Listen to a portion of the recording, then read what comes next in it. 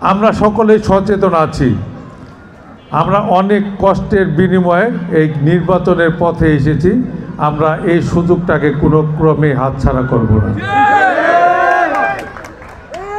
আমরা সকলেই ভোট দেওয়ার জন্য অধীর আগ্রহে বসে আছি। যদি কেউ এটা নিয়ে ষড়যন্ত্র করে তাহলে জাতি কিন্তু তাদেরকে ক্ষমা করবে না, তাদেরকে আস্থা গুড়ে ফেলে দিবে। আমার ভোট আমি দিব, যাকে খুশি তাকে দিব। আমাদের ভারপ্রাপ্ত চেয়ারম্যান জনাব তারেক রহমান উনি কিন্তু কখনই বলেননি যে বিএনপিকে ভোট দিতে হবে, বিএনপিকে ক্ষমতায় আনতে হবে। উনি বলেছে আমরা বিএনপি আন্দোলন করে মানুষের ভোট অধিকার ফিরিয়ে দেওয়ার জন্য, মানুষের গণতন্ত্র ফিরিয়ে দেওয়ার জন্য, কথায় কথায় বা অনর্থক যেন মানুষের উপরে মিথ্যা মামলা না হয়, মানুষের বাড়িঘরে যায় যেন হামলা না হয়, এই ধরনের স্বাধীনতা ফিরে পাওয়ার জন্যই হলো আমাদের আন্দোলন। সেই আন্দোলনে আমরা সার্থক হয়েছি। এখন আমরা কার্যকরী ভূমিকার দিকে অগ্রসর হব। আমরা আমাদের সঠিক প্রার্থীকে, আমরা ধানের শীষের প্রার্থীকে আমরা বেছে নিব। দল যাকে মনোনয়ন দিবে তার পিছনে আমরা সকলে নামবো এবং ধানের শীষে ভোট দেব। এটি আমাদের প্রতিজ্ঞা।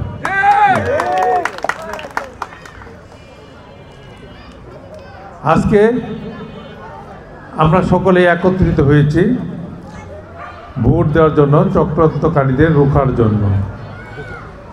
আপনারা দেখেছেন এখানে যারা উপস্থিত আছেন,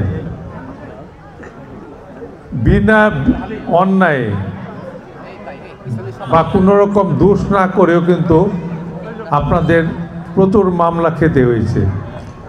মামলায় জর্জরিত হয়ে কোর্টের বারান্দায় অবস্থান নিতে হয়েছে, অথবা জেলখানায় অবস্থান নিতে হয়েছে, অথবা বাড়িঘর ছেড়ে বিভিন্ন জায়গায় পালিয়ে থাকতে হয়েছে যুগের পর যুগ। সেখান থেকে আমরা পরিত্রাণ পেয়েছি। সেই যুগে যেন আমাদের ফিরে না যেতে হয়, এর জন্য আমাদের গণতান্ত্রিক প্রথা অবলম্বন করতে হবে। যদি কেউ এটাকে বাধাগ্রস্ত চায় তাইলে সমস্ত জনগণ তার বিরুদ্ধে অবস্থান নেবে। আমরা যারা নির্যাতিত হয়েছি সেই নির্যাতনের কাছে কিন্তু, এবং আমাদের প্রয়াত রাষ্ট্রপতি শহীদ রাষ্ট্রপতি জিয়া রহমানের আদর্শে আমরা যারা দলটি করি, আমরা যে নির্যাতিত হয়েছি, শহীদ রাষ্ট্রপতি জিয়া রহমান পরিবার যে পরিমাণ নির্যাতিত হয়েছে তার কাছে কিন্তু আমাদের নির্যাতন একেবারেই নগণ্য। আমাদের আপসহীন দেশনেত্রী গণতন্ত্রের মা বেগম খালেদা জিয়া 3 বার প্রধানমন্ত্রী ছিলেন জনগণের ভোটে, তাকে গ্রেপ্তার করে স্যাঁতসেঁতে বাড়ির মধ্যে রাখা হয়েছে।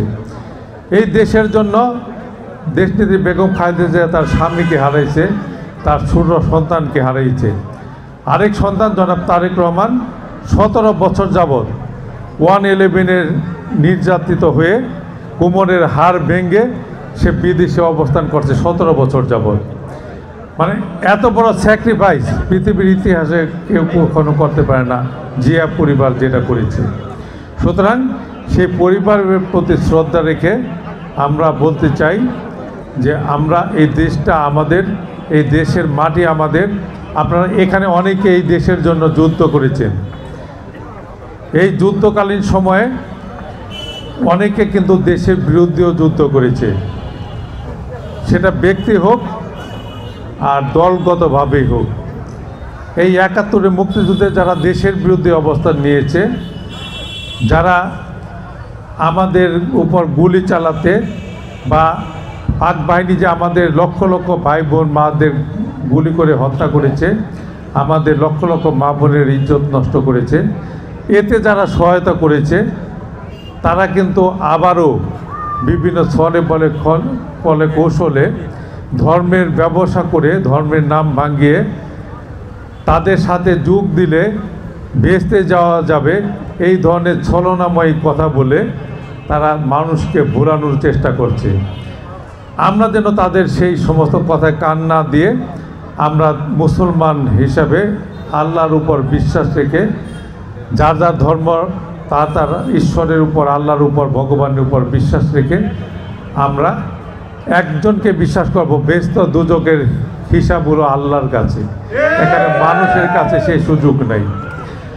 সুতরাং এটা যারা বলে তারা নাজাত মুনাফিক, তারা ধর্মকে বিক্রি করে খাচ্ছে এবং তারা ধর্মকে কলঙ্কিত করছে। তাদের থেকে আমরা একটু দূরে থাকব। তারা যেন আবার সুযোগ পেয়ে ক্ষমতা দখল করে এই দেশটাকে আবার ৭১-এর মতো কলঙ্কিত না করে। আপনারা দেখেছেন, শুনেছেন, আমাদের সন্তানদের আমরা মাদ্রাসায় পাঠাই, স্কুলে পাঠাই, মসজিদে পাঠাই আমাদের ধর্মীয় শিক্ষার জন্য। সেখানেও কিন্তু আমাদের ছোট ছোট কোমলমতি মেয়েরা বা নারীরা ধর্ষিত হচ্ছে। সে প্রতিষ্ঠানের কিন্তু কোনো দোষ নেই, কিন্তু যে করছে সে ব্যক্তির দোষ। সেই ব্যক্তিগুলি কারা? সেই ৭১-এর পরাজিত শক্তি, যারা ৭১-এ এই অপকর্মগুলি করেছে। ২০২৬ সালে তারা একই অপকর্ম করার সুযোগ চাচ্ছে। আপনারা কি সেই সুযোগটা দিবেন? শহীদ রাষ্ট্রপতি জিয়া রহমানের একজন সৈনিক বাঁচা থাকতেও আমরা সেই সুযোগ আর দেব না। নতুন প্রজন্মের ভোটার যারা আছেন, আপনাদের প্রতি অনুরোধ, আপনারা কোনোদিনও ভোট দেননি, আপনারা রাজনীতিও দেখার সুযোগ পাননি, কারণ রাজনীতিও বন্ধ হয়ে গেছিল ১৭ বছর। তাই আপনারা আমাদের সাথে থাকুন, আমরাই পারব দেশনেত্রী বেগম খালেদা জিয়ার নেতৃত্বে এবং আগামী দিনের রাষ্ট্রনায়ক জনাব তারেক রহমানের নেতৃত্বে নতুন একটি সোনার বাংলাদেশ উপহার দিতে, যে বাংলাদেশের স্বপ্ন দেখতেন শহীদ রাষ্ট্রপতি জিয়া রহমান।